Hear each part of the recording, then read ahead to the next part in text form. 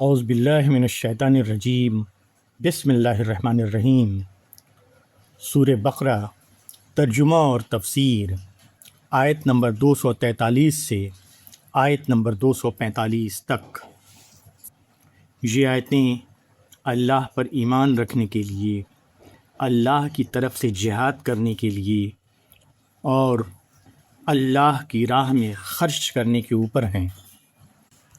الم تر الی الذین خرجوا من دیارہم وہم الوف حذر الموت فقال لهم اللہ موتوا ثم احیاہم ان اللہ لذو فضل علی الناس ولکن اکثر الناس لا یشکرون وقاتلوا فی سبیل اللہ واعلموا ان اللہ سمیع علیم من ذا الذی یقرض اللہ قرضا حسنا فَيُضَاعِفَهُ لَهُ أَضْعَافًا كَثِيرًا وَاللَّهُ يَقْبِضُ وَيَبْسُطُ وَإِلَيْهِ تُرْجَعُونَ۔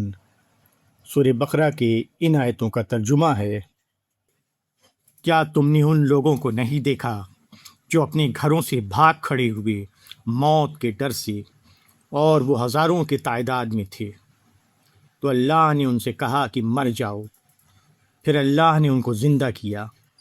بے شک اللہ لوگوں پر فضل کرنے والا ہے، مگر اکثر لوگ شکر نہیں کرتے۔ اور اللہ کی راہ میں لڑو اور جان لو کہ اللہ سننے والا، جاننے والا ہے۔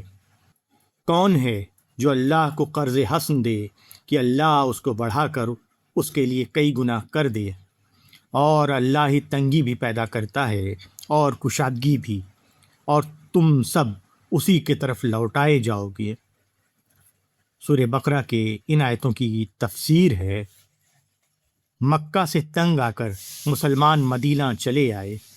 مدینہ میں اپنے دین کے مطابق رہنے کے لیے نسبتاً آزادانہ ماحول تھا، مگر مخالفین اسلام نے اب بھی ان کو نہ چھوڑا۔ انہوں نے فوجی حملے شروع کر دیے تاکہ مدینہ سے مسلمانوں کا خاتمہ کر دیں۔ اس وقت حکم ہوا کہ ان سے مقابلہ کرو۔ مخالفین کی نسبت سے اس وقت مسلمانوں کی طاقت بہت کم تھی، اس لیے کچھ لوگوں کے اندر بے ہمتی پیدا ہوئی۔ یہاں بنی اسرائیل کی تاریخ کا ایک واقعہ یاد دلا کر بتایا گیا کہ زندگی کے معرکے میں شکست سے ڈرنے ہی کا نام شکست ہے۔ بنی اسرائیل کی ایک پڑوسی قوم فلسطین نے ان پر حملہ کر دیا۔ بنی اسرائیل شکست کھا گئے۔ فلسطینیوں نے 2 حملوں میں ان کے 34,000 آدمی مار ڈالے۔ بنی اسرائیل اتنا ڈرے کہ اپنے گھروں کو چھوڑ کر بھاگ گئے۔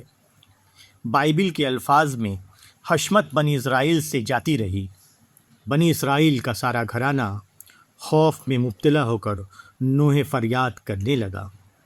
اسی حال میں ان کو 20 سال گزر گئے۔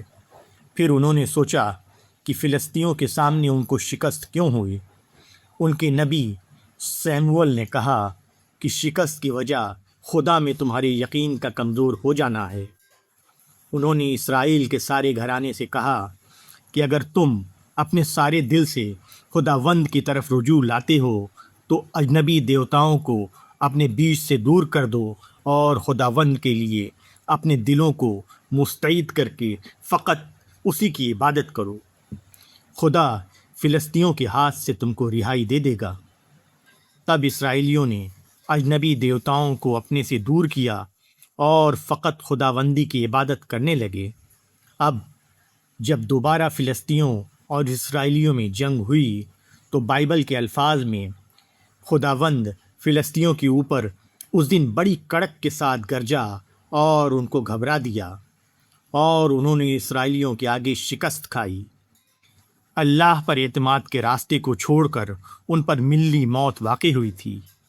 اللہ پر اعتماد کے راستے کو اختیار کرنے کے بعد ان کو ملی زندگی حاصل ہو گئی۔ قرض حسن کے معنی ہیں اچھا قرض۔ یہاں اس سے مراد وہ انفاق ہیں جو خدا کے دین کی راہ میں کیے جائیں۔ یہ انفاق خالص اللہ کے لیے ہوتا ہے، جس میں کوئی دوسرا مفاد شامل نہیں ہوتا۔ اس لیے خدا نے اس کو اپنے ذمے قرض قرار دیا ہے، اور چونکہ وہ بہت زیادہ اضافے کے ساتھ اس کو لوٹائے گا، اس لیے اس کو قرض حسن فرمایا۔ مومن کی راہ میں مشکلات کا پیش آنا کوئی محرومی کی بات نہیں، یہ اللہ کے فضل کا نیا دروازہ کھلنا ہے۔ اس کے بعد اپنے جان و مال کو اللہ کے لیے خرچ کر کے اللہ کی ان عنایتوں کا مستحق بنتا ہے جو عام حالات میں کسی کو نہیں ملتی۔